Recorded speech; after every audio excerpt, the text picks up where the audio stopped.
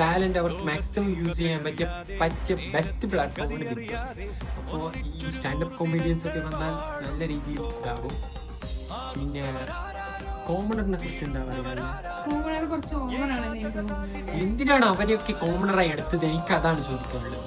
കോമണറായിട്ട് കുറച്ച് നല്ല കണ്ടസ്റ്റൻസിനൊക്കെ എടുക്കണമെന്ന് എനിക്ക് തോന്നുന്നത്